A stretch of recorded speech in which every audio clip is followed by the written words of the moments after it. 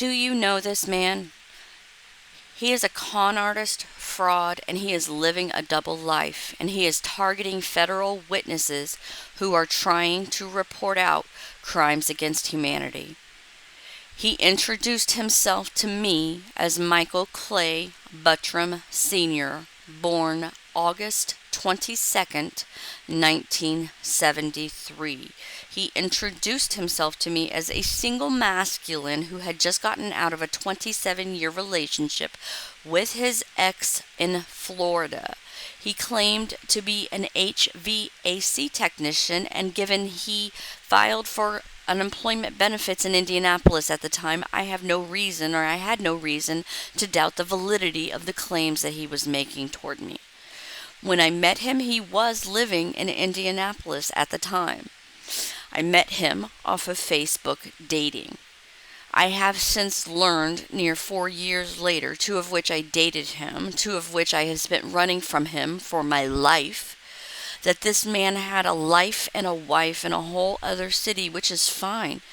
Except that when I rejected him, I sent him into a narcissistic frenzy, and he began to try to put me into what I now understand is his human and sex trafficking operation.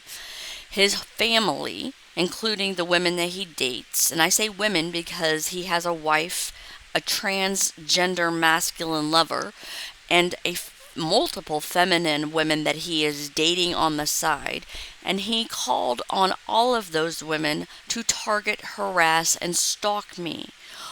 Why is this coming up now? Well, today we got confirmation about a key, and that key was very, very relevant. See, I had given this man, when I believed I was dating him, a key to my apartment, a key that he in turn gave his wife, his tranny lover, and his ex-girlfriends who had me raped and violated. Over the course of 8 different 911 calls, when I called the police, I was asked to take a photo the next time they broke in. I was asked to call back when they came. I was asked if I needed to go to a mental hospital. I was even asked what I wanted them to do about it. That's true. Those are all true statements that the police made to me after I was raped and violated by these people. After they broke into my house and stole over $2,500 out of my purse. That's what the police had to say to me. That's a true story.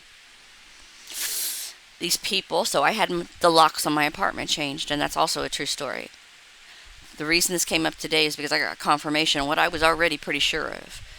The landlord had given them a key to my apartment. I hadn't even given my mother a key to that apartment, and I knew that they were breaking in still because the place reeked of pot, and it reeked of her perfume, and it reeked of their energy, frankly. But I couldn't prove it. I had no way to prove it because I'd had the locks changed and it was a second-story apartment. I got confirmation today that the landlord worked with them and gave them a key to that apartment, and that is how they were able to continue breaking in. And that's all I needed to know. These people are attacking me because as of 2 years ago, I began to report out their crimes against humanity. They are a polyamorous Luciferian cult. I am very aware that this cult portrays to the world that they're spiritualist and that they help children and that they are children of God. Well, what would you do if you were Luciferians who were trying to draw people into your people movement operation? Would you tell them what you are, or would you give them another identity? These people are very good at giving many identities, and they have many lives given whatever city they're in. So you have to understand that about them. His wife has been using his credentials to log into government databases that she has no business logging into whatsoever. And I've said it multiple times. If you check his location of where he's supposed to be versus where his account was accessed, they will not match up. And that's fact. I began reporting out the crimes against humanity when I found out he and his wife were people moving people. At first, when I understood that phrase, I thought that it just meant that they were kidnapping people and putting them into some kind of an operation and making them have sex. They are doing that, but that's not all they're doing. And I was unfortunately a victim of theirs also. They were installing cameras in people's homes. And this has many different facets of it because they were doing it on a personal level for monetary gain, but they were also doing it on a government level and claiming that they were analyzing psychics' data for doing it. It was all horseshit. It was all personal vendettas when it boils down to it, and nothing else. This man has pretended to the world that I'm violent, that I'm mentally unstable, that I'm a criminal, that I'm a prostitute. He has had me illegally investigated. He has had my social security status changed to medically frail when I never applied for that at all. They've stolen my identity. They've made variation changes to my name to try to stay undetected. They've had physical surgery done on themselves to make themselves look like me. But unfortunately for them, I keep changing my appearance just because I'm losing weight, frankly. And they've been struggling to maintain his doppelganger to look like me at all. They are literally attacking me because I am a witness to their RICO crimes. That is literally the bottom line. I could sugarcoat it 1,000 ways. Yes, he's jealous. Yes, he's mad I left him. Yes, he's mad I rejected him. Yes, she's jealous that I've got gifts she doesn't have. There's 100,000 different reasons people justify doing what they did. But the bottom line is that I started to report out against their crimes against humanity. And that is the bottom line. So they had to start staging a narrative that I was all the things that they were. All the things that they were claiming that I was the stuff that they were doing. And the reason that they began to stage that narrative was because I was reporting out on their crimes against humanity. He had a life and a wife in another city. Go be with your life and wife in another city. I don't care. I've walked away from this man 2 years ago. I have no interest in him whatsoever. And I could not be any more black and white about that.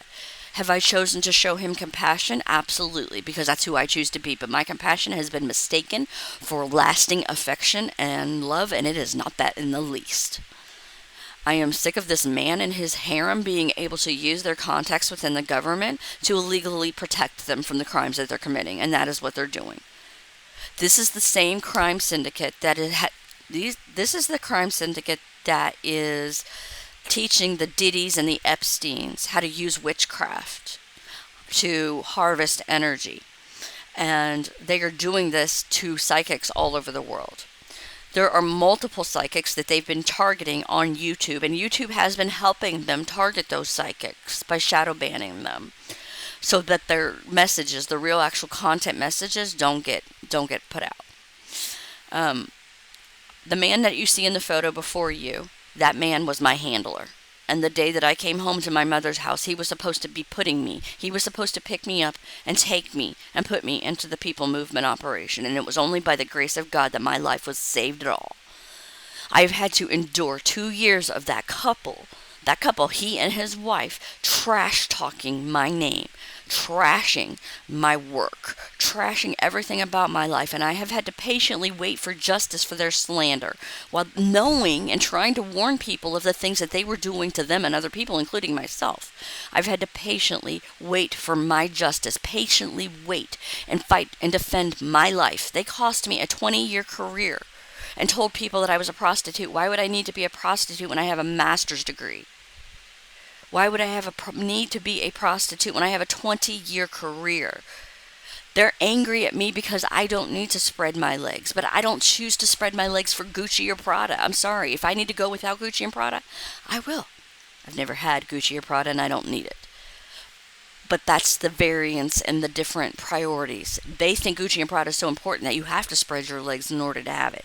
I don't think it's important at all, and therefore I'm not even thinking about it whatsoever. And I've gone days without eating food, let alone worrying about Gucci and Prada.